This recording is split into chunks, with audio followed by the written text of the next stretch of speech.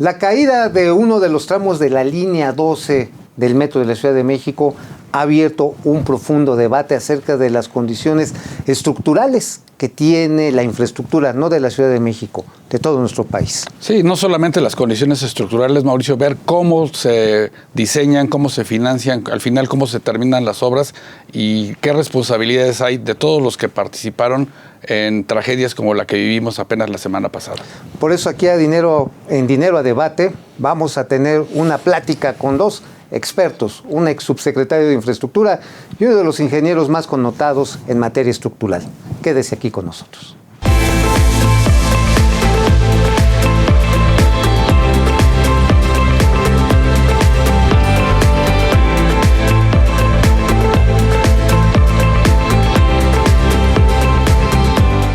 Bueno, sin más preámbulos, Rogelio, vamos a presentar a nuestros invitados de hoy.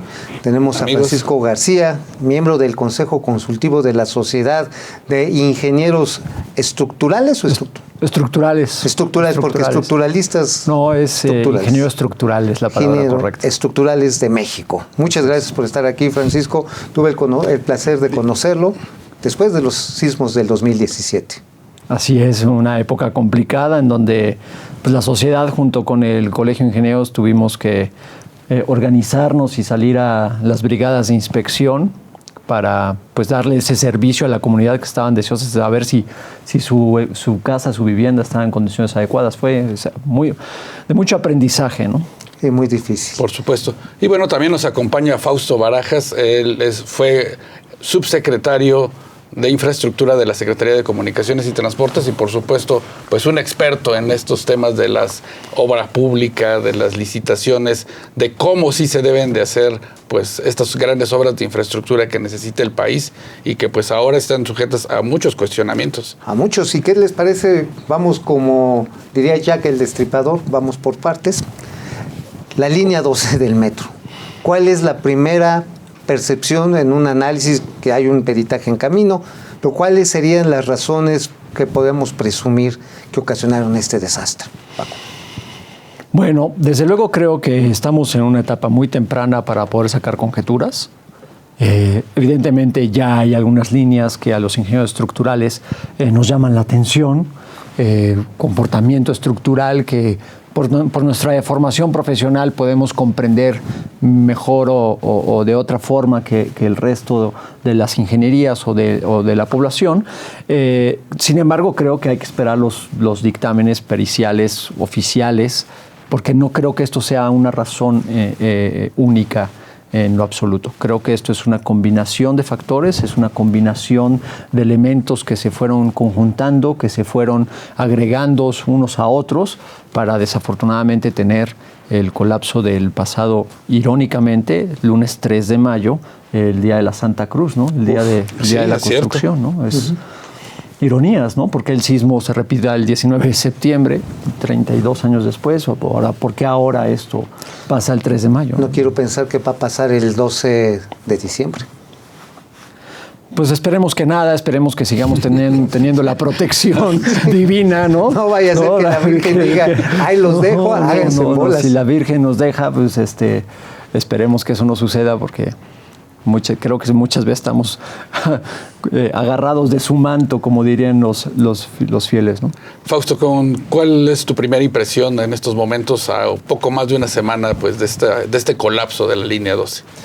Yo creo que decía Paco, hay que esperar a que estén los dictámenes y los peritajes de lo que pasó. Pero sí, si empiezas a revisar y ves ya desde hace años, en específico la línea 12 había tenido muchos problemas de origen. De origen me refiero, como desgraciadamente pasan muchas cosas en México en todos los niveles de gobierno y en muchas partes del mundo, en el término de la planeación y la ejecución de infraestructura. Esta obra, si lo recordamos, fue muy atropellada, ¿no? Empezó con problemas desde si había los recursos presupuestales para ejecutarla, ¿no? Recordemos que se aceleró mucho cuando la salida de Marcelo Ebrard como jefe de gobierno para inaugurarla.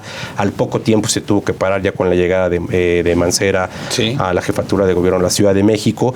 Y eso yo creo que te empieza a denotar, bueno, de saque, y lo debe saber Paco, La línea 12 contó con un proyecto ejecutivo, si acaso, muy pobre. No había proyecto ejecutivo. La gerencia, ¿No había proyecto ejecutivo? No había. No, empezaron con un anteproyecto, con un Exacto. proyecto esbozado. Y con eso se fueron, ¿no? Y con estudios paramétricos, sí. Y la gerencia de proyecto, pues prácticamente nunca existió.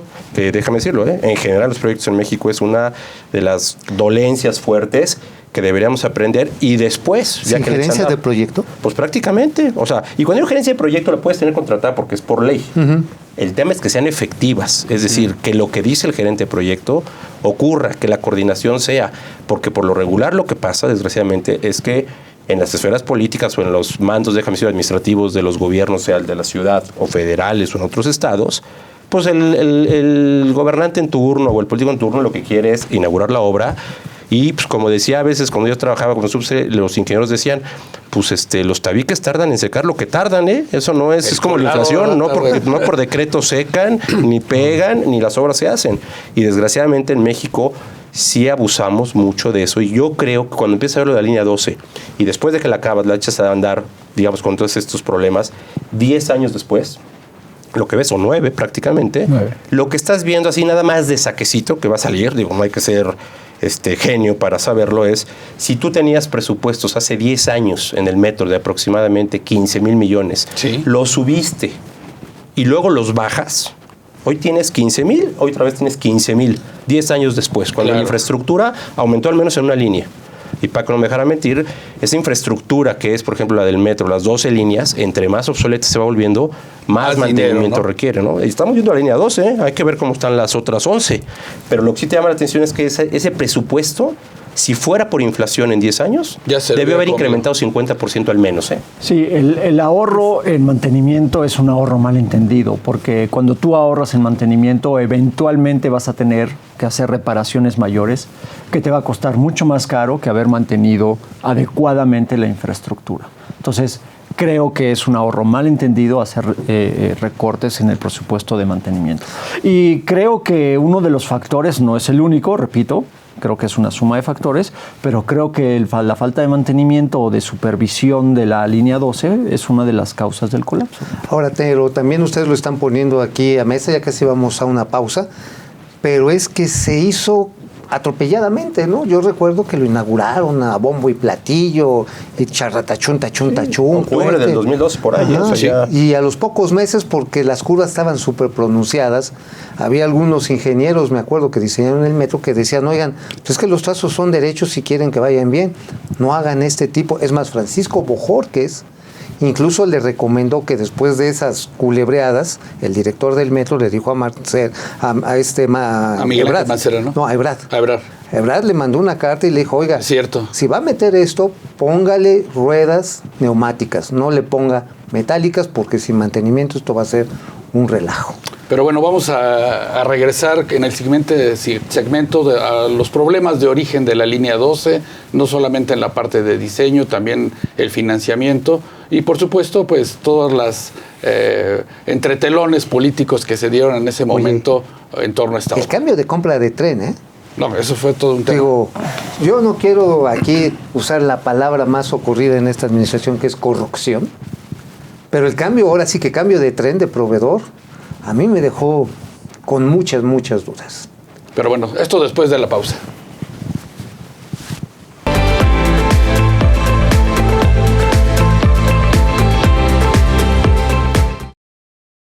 En la edición de mayo de la revista Mundo Ejecutivo se encuentra el ranking de las 30 mejores empresas de energía eléctrica de México. Con la contrarreforma energética impulsada por el Poder Ejecutivo y las condiciones desfavorables de inversión en el país, estas empresas aprovechan la oportunidad en su sector para continuar con el crecimiento. Para ofrecer un panorama más completo, ofrecemos a nuestros lectores un especial sobre el estado de la industria energética. Diferentes consultores, académicos y especialistas dan una lectura de la industria en el país, las tendencias mundiales y el cómo deberían trabajar iniciativa privada y gobierno. También presentamos un reportaje donde los jugadores claves del retail hablan del uso de la inteligencia artificial y cómo diversas innovaciones tecnológicas deben ser la vía de aceleración para las empresas de consumo masivo. Los non-fungible tokens han llegado para cambiar el mundo del arte y las finanzas. Hacemos un análisis sobre la nueva tendencia tecnológica que tiene un mercado con valor de $250 millones. En la sección de Real Estate, dos importantes firmas del sector comparten su visión sobre la experiencia de compra y los factores que afectan la decisión de compra de un bien inmueble. Además, en Mujer Ejecutiva damos una perspectiva de cómo el emprendimiento social es una herramienta para reducir la brecha de género. Consulta la edición digital de la revista Mundo Ejecutivo en nuestro sitio web o descarga el ejemplar completo en nuestras redes sociales.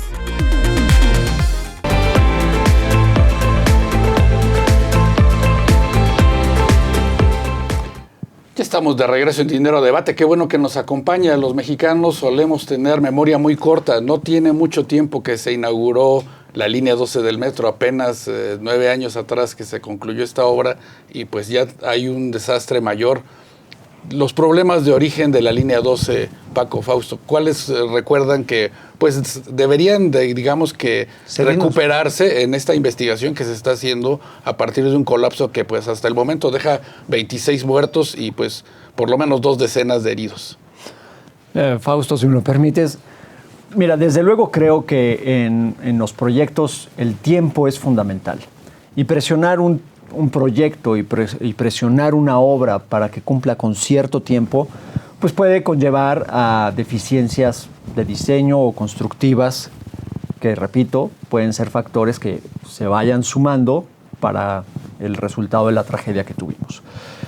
Desde luego, la premura de tiempo. No haber hecho el proyecto con un proyecto ejecutivo, no haber realizado la construcción con un proyecto ejecutivo. Porque el proyecto ejecutivo pues lleva su tiempo también. Claro. Y entonces pues te vas comiendo esos tiempos que no van dando para los tiempos políticos necesarios. Claro. Y entonces empiezas una obra sin un proyecto totalmente definido que es muy difícil cuantificar, ¿no?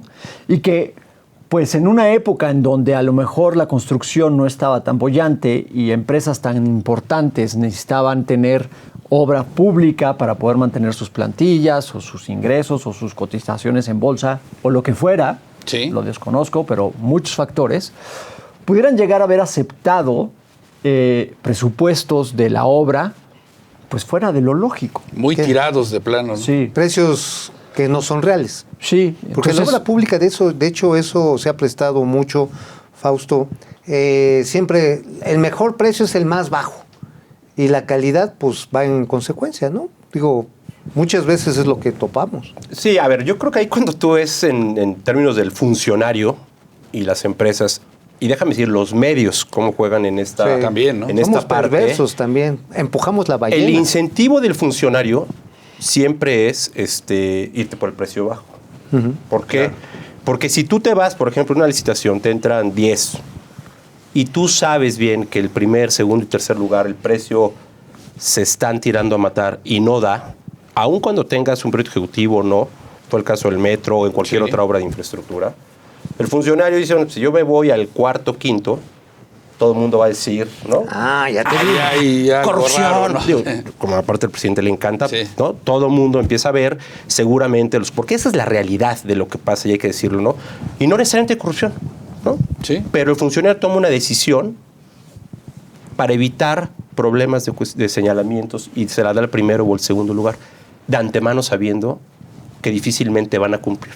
Lo que ocurre en el transcurso por la ley de obra pública que tenemos, hay convenios modificatorios, eso haciendo las cosas, déjame decirlo, bien, ¿no? Sin meterle ya ahí fantasmas perversos y cosas de ese estilo.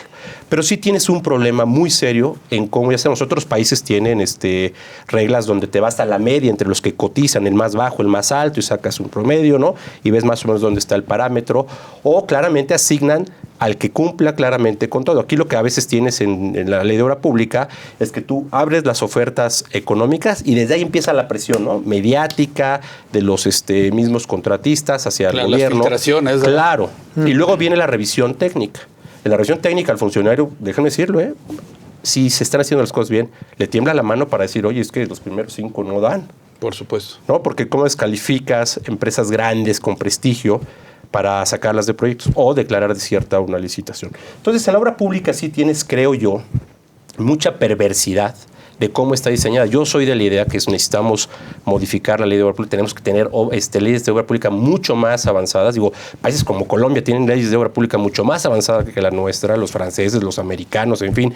El nuestro, con eso que ves, por ejemplo, en el metro, lo que decía Paco, no tienes un proyecto ejecutivo, híjole, ya de saque, Sí. pues te llama la atención. Sí, algo está pasando. Pero eso pasa en muchas obras de infraestructura en el país, o con proyectos ejecutivos muy deficientes o muy medianos.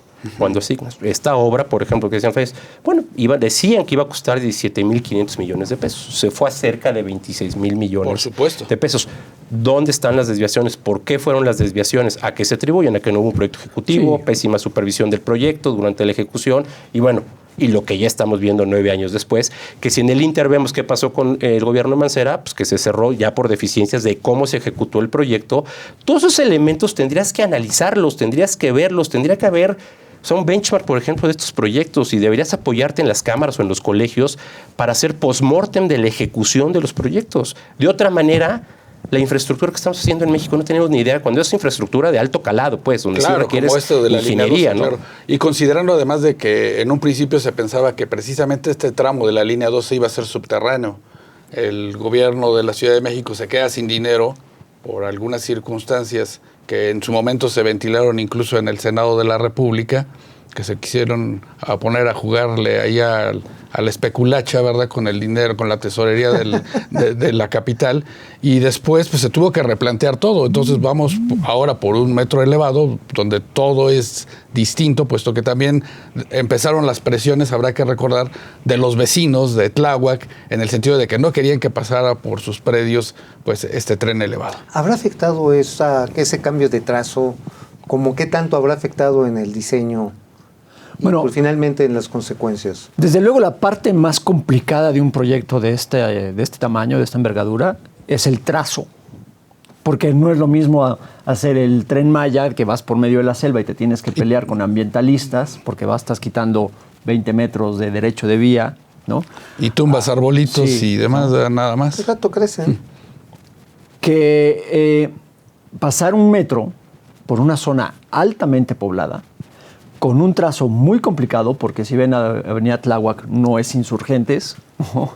Avenida Tláhuac tiene muchos quiebres, y además era el trazo natural para hacer el metro, porque pues, es la avenida principal, muchas calles confluyen ahí, relativamente la gente puede salir hacia esa columna vertebral que es Avenida Tláhuac, pero pues tienes la desventaja, pues que es una línea quebrada. Entonces, pues las curvas serán inherentes al trazo. Entonces, lo más complicado es encontrar un proyecto que geométricamente sea viable. Y si no es viable, pues tratar de hacer las curvas o el trazo lo más adecuado a la calidad o al tipo de trenes o a la velocidad de los trenes que se van a implementar. Entonces, desde ese punto de vista, el aspecto estructural es como secundario. Primero haces el trazo, ves dónde puedes colocar el tren, y después te empiezas a pelear con la parte estructural. ¿Por qué no hacerlo subterráneo? Pues evidentemente, esa zona de Tláhuac que está en un suelo muy complicado de la Ciudad de México. No voy a decir ni peor ni mejor. Sí. Es el suelo que tenemos y es el suelo con el que tenemos que lidiar. Ese es el suelo, punto. Y ese es el suelo con el que había que lidiar con el metro. Entonces, es como un barco. Esa zona tiene grandes contenidos de agua. Será el antiguo lago. Y entonces, si nosotros hubiéramos metido un tren subterráneo a cierta profundidad, eventualmente... Íbamos a encontrar agua. Sí, desde Por luego, supuesto. nos íbamos a tener que pelear con el agua. Iba a ser un submarino. Pero el tren, todo el cajón hubiera tendido a emerger. Entonces, eso conlleva a llevar el cajón mucho más profundo. Vamos a una pausa porque Claro. esto de que emerge por la calidad del suelo, creo que también tiene mucho que ver con precisamente la administración de obras en lo que tenemos este país. Vamos a una pausa aquí en Dinero a Debate. Regresamos.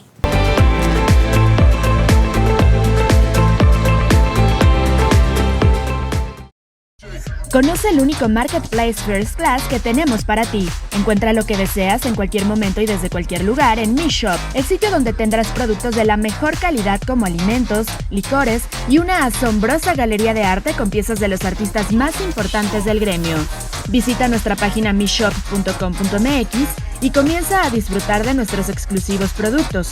Tus compras por internet nunca te habían dado tanto prestigio.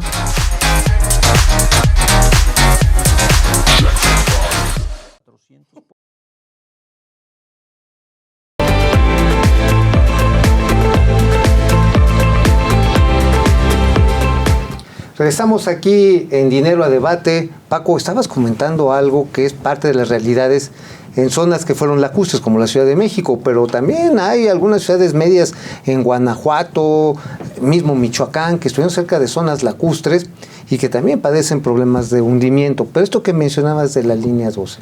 Sí, evidentemente haber metido un tren subterráneo que no hubiera tenido ese problema de trazo, porque si vamos por abajo de las calles, pues podemos tener un trazo totalmente recto. Más recto, ¿no? claro.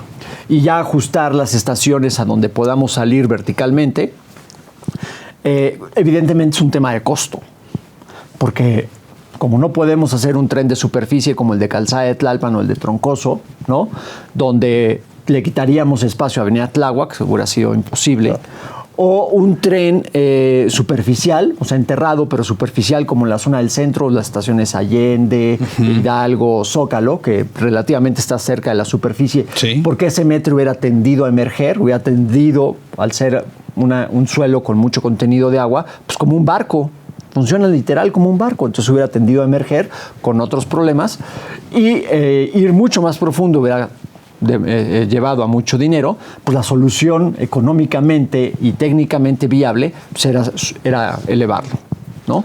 Entonces ahí se explica eso y así lo habrían resuelto, ¿no? Supongo que cualquier gobierno hubiera llegado a eso, pero dependiendo del dinero que tuviera. Ahora, lo que es, a ver, sin duda, con la ingeniería, igual que el aeropuerto de Texcoco, que ya no es el aeropuerto de Texcoco, pero también tenía un reto de problema brutal. Claro. La ingeniería, y yo creo que tenemos nosotros en México muy buenos ingenieros. Yo creo que no es el tema del problema, ¿no? Porque ingenieros tienes, o sea, por ejemplo, el aeropuerto de Texcoco, todo el mundo sabe que está en el área salitrosa, que también se iba a hundir. Con tecnología se resuelve eso. Y la ingeniería mexicana es buenísima para poder solucionar. Creo que donde también tiene que estar el debate público es, a ver, ¿cómo están las capacidades de los gobiernos para generar proyectos? Y eso hay que verlo. Se ha venido desmantelando en los últimos años y se ha acelerado en este gobierno federal y lo estamos viendo en la Ciudad de México, que ahí no hay pretexto, ¿eh? O sea, los que están en la Ciudad de México son los que han gobernado los últimos 20, 30 años en la Ciudad de México. Sí, claro. Ahí no hay, pues ahora sí que ni la palabra lo han mencionado, ¿eh? No le pueden echar la culpa al pasado. Y hay que ser prudentes, ¿eh? Yo no, ni siquiera todavía diría, ¿no? Porque también ya basta de estar diciendo que todo es corrupción. Yo me preocupa más el tema de la planeación y la ejecución y las capacidades técnicas que tiene el gobierno. El gobierno, si tú te asomas a ver quién es un residente de obra en estos grandes proyectos, no, para que no me dejaran mentir, bueno, es casi equivalente a un peón, hombre. O sea, les pagamos una mugre. O sea, todos los presupuestos de recortes para ejecutar proyectos y para mantener cada vez han ido más a la baja. ¿Cómo es posible que quieras mantener o hacer infraestructura de primer mundo cuando pagas cacahuates a tus funcionarios públicos? Claro. Y siempre estás diciendo, no, tenemos todo en orden? No es cierto. Hay que hablarlo y hay que decirlo. Seguramente Paco lo ha vivido cuando es el gobierno. Es de lástima ver los procesos de ejecución, a veces los funcionarios que están mal pagados y que no pueden hacer y hacen lo que pueden con lo que tienen. Son responsabilidad fuerte de los altos mandos en cualquier gobierno. En el caso de la Ciudad de México, sí son a niveles de los secretarios de la Ciudad de México, del mismo jefe de gobierno, porque son los que tienen los elementos para decir qué es lo que falta. Puedes decir, oye, esta obra sale mucho más cara si la vamos a hacer por abajo, ¿no? ¿Cuánto más? Oye, ¿se puede hacer por arriba? Los ingenieros te van a decir, sí, hay que tener cuidado con esto, eventualmente va a pasar esto. Si tú consideras el mapa de riesgos que cualquier ingeniero, ¿no? Un buen ingeniero te lo da, y eso lo tienes en la ruta de acción y ejecución, y como pasó ahora, 9 años después, hubiera seguido lo que tenía que hacer, con las curvas, ¿no? Elevado, hubiera ocurrido. Digo, pues en Hong Kong hicieron un aeropuerto en el mar, hombre. O sea, los problemas de ingeniería se resuelven. Sí. Pues lo que hay que resolver son los problemas de negligencia y de incompetencia en la ejecución de los funcionarios. Claro, en ese sentido, Fausto, la ley de responsabilidades, ¿cómo va a operar en este proceso de buscar a dónde están las causas del colapso de la línea 12 y quiénes serían los responsables? Mira, yo no soy muy optimista porque sí creo que más allá de quién gobierne, debería ser una comisión, no necesariamente la gente que está en el gobierno, claro, el partido del gobierno. Debería ser la oposición, ¿no? Con una comisión independiente a cargo para hacer las investigaciones conducentes, para enterar primero qué falló, qué es lo que se hizo mal, por qué, dónde están en cada, digamos, tramo de acción. Esa es otra, en vez de que tuvieras a veces en los mejores procesos de planeación y ejecución de proyectos, procesos articulados, todos nuestros procesos de ejecución de obra pública a nivel federal y local están súper fraccionados. Entonces tendríamos que hacer eso primero y juntar el rompecabezas independiente completamente para deslindar responsabilidades. Paco, aquí los ingenieros juegan un papel bien importante. Ustedes son los que pueden determinar qué es posible con cuánto. Finalmente son los que llevan este equilibrio. ¿Qué tanto podríamos avanzar? Primero, para revisar la infraestructura que ya tenemos. Digo, vemos las fotografías del Metro Pantitlán que han empezado a circular muy fuerte, pero vemos algunos puentes de circuito interior o vemos algunos libramientos en algunas ciudades como Guadalajara, incluso en Guanajuato. Dices, ay, pues no sé si le falta una pintada o le falta... El puente chueco en Veracruz también. El puente chueco en Veracruz. ¿Qué se requiere para empezar a ver este problema y atajarlo de alguna manera? Porque esto literalmente tiene un riesgo de venirse abajo. Desde luego creo que es un tema de recursos.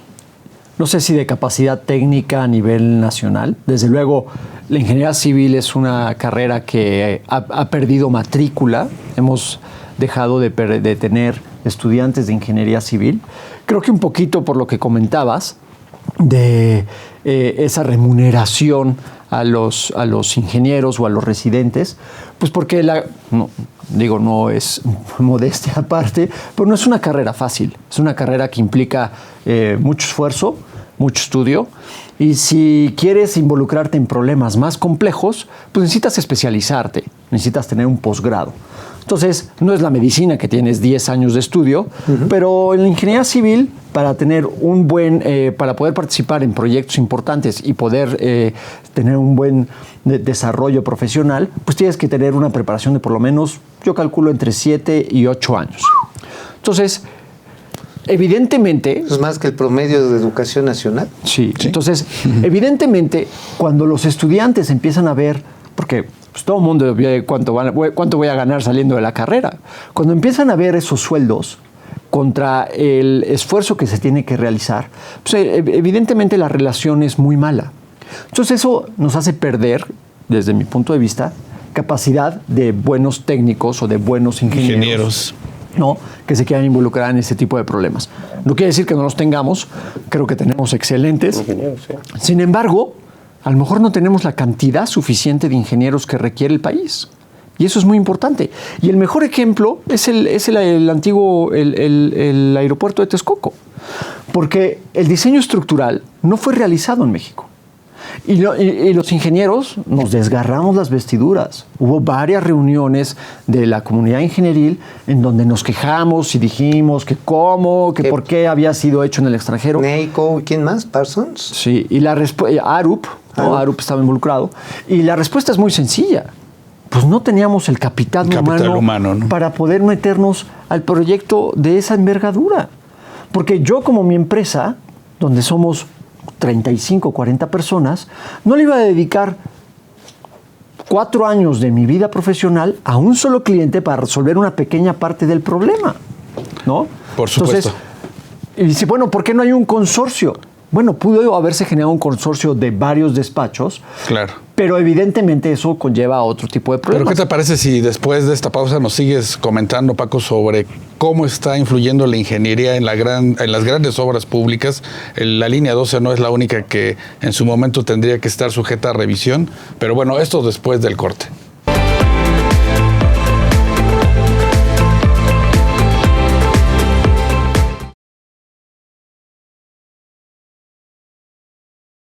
Conoce las noticias más relevantes en temas de negocios, política, tecnología, startups, mujeres y estilo de vida en nuestro nuevo canal de televisión Mundo Ejecutivo TV.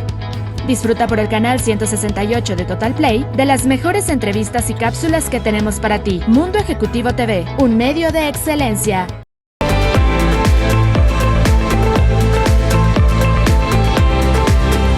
Qué bueno que está con nosotros. Esto es Dinero a Debate. Platicábamos hace un momento, Paco, de la importancia de los ingenieros civiles en todas estas grandes obras de infraestructura. Recientemente hemos visto un cambio relevante. ahora son ingenieros militares los que están al frente pues de las obras emblemáticas en la 4T, y pues bueno, ahí está, digamos que la advertencia de todo lo que puede uno cuidar en estos procesos para no tener las consecuencias que tenemos ahora con lo de la línea 12. Sí, a ver, la ingeniería militar es una ingeniería muy específica para requerimientos muy específicos, ¿no? O sea, los ingenieros militares tienen su propia ingeniería porque tienen sus propios proyectos de infraestructura, y su educación militar está diseñada para resolver esos problemas de infraestructura de los militares. Desde mi muy particular y humilde punto de vista, creo que los ingenieros militares no tienen la visión global de lo que requiere un proyecto de la envergadura de un aeropuerto internacional. Y no hablemos solamente de la ingeniería. El aeropuerto de Santa Lucía va a ser una puerta de entrada al país. O debería de ser, ¿no? O debería ser una puerta de entrada al país. ¿Cuál va a ser el aspecto diseñado por un ingeniero militar para la puerta de entrada al país? ¿Cuartel? No lo quise decir yo, ¿no? Sí, pero es la primera imagen que se van a llevar de tu país. Entonces es fundamental, desconozco totalmente el proyecto de Santa Lucía, no estoy involucrado en él, pero ojalá haya o exista asesoría de arquitectos, ¿no?, en el proyecto. Porque dicen que las obras que construyen los arquitectos se caen, pero las que diseñan arquitectónicamente los ingenieros hay que tirarlas, ¿no? Entonces, pues es una simbiosis, es un matrimonio entre ingeniería y arquitectura que creo que la ingeniería militar no la tiene. Por supuesto. Entonces, pues desde mi punto de vista, ¿los ingenieros militares deberían estar haciendo el aeropuerto más importante del país? No, creo que no. Fausto, esta parte que preguntaba Rogelio y nos ilustraba en la parte simbiótica de profesiones, el ejército también está involucrado en algunos tramos del Tren Maya, está involucrado también en algunas otras obras de acarreos, de movimiento de materiales, un activismo que no sé hasta dónde puede ser, por ejemplo, sujeto de la auscultación pública debido a que pues, es secreto nacional o de seguridad nacional. ¿Qué problemas implica esto para una administración pública que todos los ciudadanos quisiéramos fuera más transparente? A ver, de saque yo creo que el ejército lo están metiendo a hacer, como bien decían, desde aeropuertos, trenes, vacunas, ayudar niños, ¿no? La seguridad pública. Creo que este pasado 10 de mayo fueron a llevar serenata. Entonces, creo que sí, más allá del tema, sí creo que es un error de concepción de gobierno y de Estado pedirle al ejército, pedirle a los militares que intervengan en actividades que hacen los civiles, ¿no? Porque claro, entonces estás mezclando y estás poniendo en riesgo en áreas que también, como vemos hace rato mencionamos, por ejemplo, la infraestructura, que es susceptible a veces de corrupción o de, ¿no?, por los montos y las cantidades. ¿Por qué metes a los militares a hacer obras de infraestructura que claramente pueden hacer los civiles? ¿No? ¿Por qué hacerlos en otras actividades? Yo creo que es un error brutal desde parte del gobierno meterlos en actividades que estaban destinadas o que están hechas por Dios. O sea, el ejército está para proteger la seguridad nacional y en un segundo, digamos, orden como ha venido la seguridad pública ante la falta de capacidades para los gobiernos y estados resolver ese tema de seguridad pública. Entonces yo sí creo que el meter al ejército en obras de infraestructura es un error. No están diseñados para eso, no es su trabajo, no deberían estarlas haciendo, porque incluso ya lo decía Paco, si en la parte civil para ciertas obras como el diseño del aeropuerto, digamos, la parte estructural, se tenía que recurrir, digamos, a empresas extranjeras, otros países, que déjame decir, y ahí voy a un punto que me gustaría mencionar, sobre el tema digamos, de las capacidades y la escala, pues ¿dónde están esas capacidades? En China, están en España, en Europa, claro, y en Estados Unidos. ¿Por qué? Porque gastan en infraestructura. Porque la inversión pública ha venido cayendo. La inversión pública es un detonante brutal. El recurso fiscal que se mete, complementado por la inversión privada en la parte de infraestructura específicamente, es muy importante. Los países que le meten, México México le mete solo el 3% de obra pública, de inversión pública. Del Producto Interno Bruto. Deberíamos estarle metiendo 5 o 6. China le mete 10. Biden acaba de anunciar el programa más ambicioso de infraestructura para los próximos 5 o 10 años, prácticamente desde la Segunda Guerra Mundial o antes, para tratar de darle una expansión y renovar su infraestructura. Eso genera capacidades, genera capacidades de ingeniería. Aquí lo hemos intentado solucionar, Paco, con las asociaciones público-privadas. También te lo dejo a ti, Fausto. O sea, a ver que los privados le metan y van a cobrar para tener una cuota. A este gobierno no le gustan y a algunos usuarios no les gustan, por ejemplo, las cuotas que te cobran para subirte un segundo piso. El peaje, sí. El peaje o, por ejemplo, la renta que se le tiene que pagar a los operadores de las cárceles de alta seguridad. Es un asunto complicado porque estamos hablando también de la masa de dinero disponible. ¿Cómo generarla y cómo hacerla financiable? Porque me queda claro que pues, China no era una potencia hace 20 años, 30 años, no era una potencia. México despuntaba más. ¿Qué tendríamos que retomar, tanto en la parte de ingeniería como en la conceptualización y monetización de estos proyectos? Creo que no se debe considerar primero un gasto en infraestructura. Creo que se debe considerar como una inversión en infraestructura. Desde hace muchos años debimos haber atacado y explotado la cercanía entre el Golfo de México y el Océano Pacífico a través del Istmo. Claro. Debió haberse atacado hace muchos años con un sistema ferroviario eficiente, 3, 4, 5 carriles de vías férreas que pudieran intercomunicar 2 océanos altamente transitados para hacerle competencia al Canal de Panamá. O sea, lo tenemos geográficamente listo ahí. Y no sé por qué no la ingeniería de trenes se separó con Don Porfirio. Don Porfirio fue el último que hizo trenes de manera masiva. De costa a costa. ¿Sí? Entonces, eso es algo que no entiendo por qué no entendemos. No es un gasto en infraestructura, es una inversión en infraestructura. Entonces valdría ahí tomar crédito para desarrollar una inversión. Los países que invierten en investigación acaban teniendo tecnología.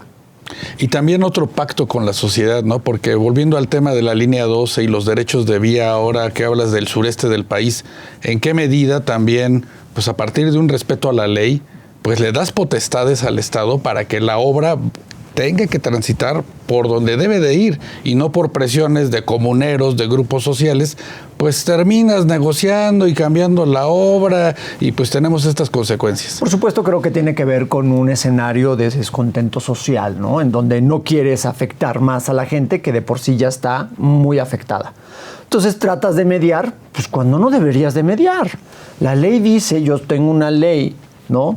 Y puedo respetar la ley a rajatabla. A ver, esta es la ley y la ley me permite pasar por aquí y son 20 metros de derecho de vía del eje para acá y del eje para allá. Oye, a ver, te voy a expropiar, pero te voy a pagar correctamente. Te voy a pagar lo que dice tu predio para expropiación. Oye, pero es muy poquito. Ah, bueno, entonces ahí hay un truco también, que tú bajaste tu valor catastral para pagar menos impuestos, pero pues también estás sujeto a este tipo de eventos, ¿no? Que cuando te necesito expropiar por el bien del país, por el bien de la infraestructura del país. Por el bien de la ciudad en este caso. Pues vas a recibir centavos por los pesos que te corresponden, pero porque tú bajaste tu valor catastral. Si subes tu valor catastral y pagas más impuestos, pues al final de cuentas yo te voy a tener que remunerar a lo que dice tu valor catastral y entonces todo el mundo estamos contentos. Por supuesto. ¿Sí? Pues vamos a una pausa, vamos a regresar a las conclusiones. Vaya asunto el que estamos tocando. A veces, por querernos ver sabrosos, resulta que en el problema de los derechos de vía nos estamos haciendo literalmente el harakiri. Así que vamos a una pausa, regresamos aquí en Dinero a Debate.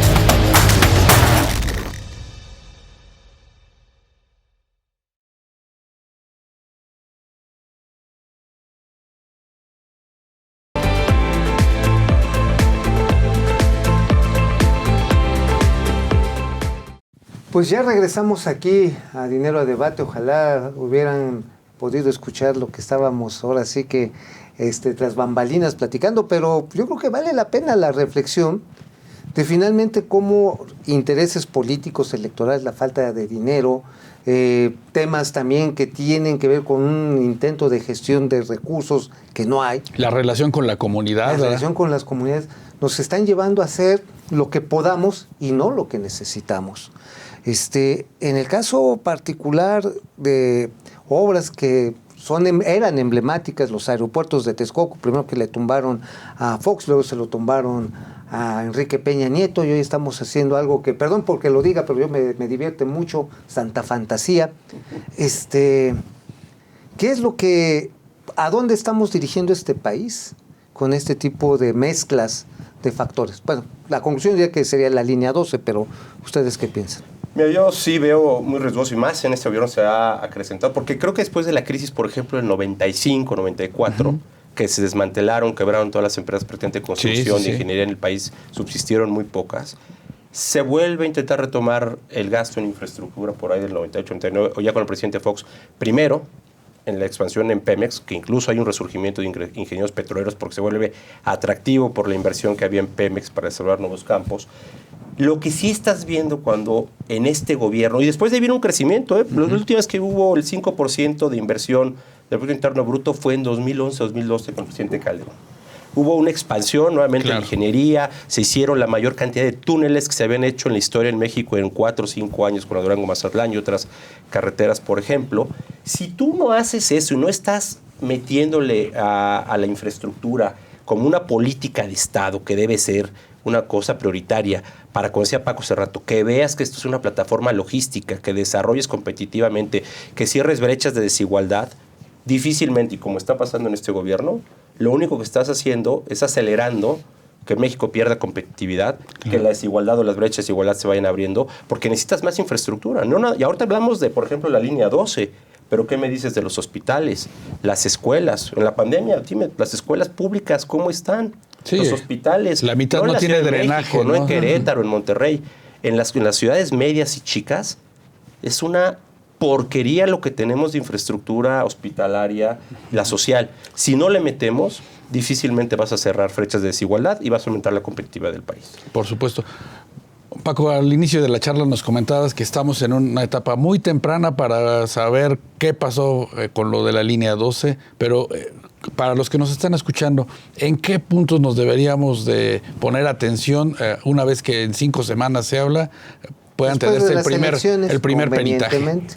Déjame hacer una precisión nada más del tema anterior y ahorita digo mi opinión de la línea 12. Creo que debería haber un pacto político interpartidos por el bien de México. Algo como hicieron los españoles con el pacto de la Moncloa, cuando se acaba la guerra civil y entra Franco. Cuando sale Franco, que todos trabajando por el bien común de México. Y tendría que haber un programa nacional de desarrollo de infraestructura transeccional y que se respetara sexenio tras sexenio. Creo que eso podría ayudar a que el país resurgiera o alcanzara los niveles a los cuales pues, estamos perdiendo. Claro, y que no llegue un cambio de gobierno y que diga esta obra no me gustó y la verdad es que tiramos este a la basura todo, ¿no? Pero nada más 113 mil millones de pesos, ni fue tanto. La verdad es que este tipo de obras llevan mucho más de 6 años. Por supuesto. Entonces, debe haber un plan nacional a largo plazo, a 30 años, ¿no?, para poder desarrollar esta infraestructura. Sí, necesaria. Y quitar los intereses políticos de quererse poner la medalla de que yo sí terminé los segundos pisos, yo sí terminé el metro y... Puede haber muchas visiones políticas, pero al final de cuentas creo que tiene que haber una única visión que es el bien del país. Y con respecto a la línea 12, hay que esperar a los dictámenes, desde luego. Sí pudiera ser un tema de varias combinaciones de factores. Multifactorial. Desde mi punto de vista, no es una causa única y absoluta. Tenemos esa mala costumbre o esa mala tradición de ponerle nombre y apellido al responsable absoluto. ¿Por qué alguien con un nombre y apellido tiene que ser responsable por 22 kilómetros de un proyecto sumamente complejo, en donde para que esa viga se cayera, a lo mejor hubo 600 o 700 personas involucradas para hacer un trabajo único que era montar esa viga allá arriba? Entonces, no creo que haya un responsable absoluto. Creo que es una combinación de factores muy complicada, desde el trazo, desde el tipo de suelo en donde están, desde la zona en donde está construido. ¿La calidad constructiva? La calidad constructiva pudiera haber sido otro factor. Los plazos para ejecución de obra, Claro. ¿no? Porque tú no puedes tener un colado de concreto cuando está lloviendo, ¿no? Los colados tienen que ser en condiciones favorables, sobre todo de losas que están expuestas a la superficie, y si les cae agua, el concreto se puede degradar. Entonces, no puedes tener un colado cuando está lloviendo. Y sin embargo, seguramente por las presiones de tiempo, se coló, no estoy diciendo que ese tramo en particular, ¿de acuerdo? Pero puede ser que algún tramo se haya colado sin las darle los condiciones tiempos, adecuadas. ¿no? Claro. O la soldadura en campo. Es una zona con alta densidad de población donde a lo mejor las demandas de electricidad a ciertas horas son tan altas que la soldadura o el amperaje necesario para soldar esas piezas o esos conectores o esos apoyos del puente, pues no era la corriente eléctrica Claro. adecuada. Entonces Por ahí ya supuesto. traes otro factor. Creo que no es un Uno factor solo. único. Fausto, Creo que perdón. son múltiples factores. En apremio al tiempo, nos queda 1 minuto y medio. Tu conclusión sobre el tema de la línea 12. Pues yo esperaría ver los resultados del peritaje y estos dictámenes. Me gustaría también ver un post-mortem o un benchmark del proceso de toma de decisiones. Claro, un poco lo que comentaba. Sería ver Toda qué está la pasando. trazabilidad que comenta Sí, Paco. pero no que salgan con no es que fallaron estas durmientes, no, a ver, ¿quién tomó, cómo, por qué? Más allá, como dice Paco, de responsables, que debe haber, pero entender que está fraccionado en la ejecución de grandes proyectos de infraestructura para entender mejor qué estamos haciendo mal. Porque ahorita llamó la atención porque hay muertos, hay mexicanos muertos, 26 hasta el momento, pero cuando ves con agua, los apagones de CFE, algo está muy Incendios mal. en- Las explosiones Se en está Pemex, desmantelando de cómo se está tomando decisiones y cómo se está invirtiendo los recursos Por públicos. supuesto. Definitivamente esto es... Perdón, el CIDE tiene un documento que traza esa historia. Vale la pena que se consulte. El CIDE. El Sí. CIDE. A ver, ¿por qué no nos mandas Te mando la el liga? documento Está del muy bueno. CIDE. Yo creo que hay Que habla del proceso, Sí. ¿no? hay que socializarlo esto porque de por medio, más allá de nuestra seguridad, va nuestra posibilidad de ser un país que cierre las Es brechas una de crónica de una muerte desigualdad. anunciada, ¿no? Pero vale la pena Claro. hacerlo. Y sobre todo, Mauricio, Fausto, Paco, pues aprender de las lecciones de las cosas que se hacen mal y que terminan mal. Así es. Bueno, esto, amigos, fue Dinero a Debate, un tema que va a dar mucho que hablar antes y después de las elecciones. Pero hay que pensarlo a 30 años. Nos vemos para ver.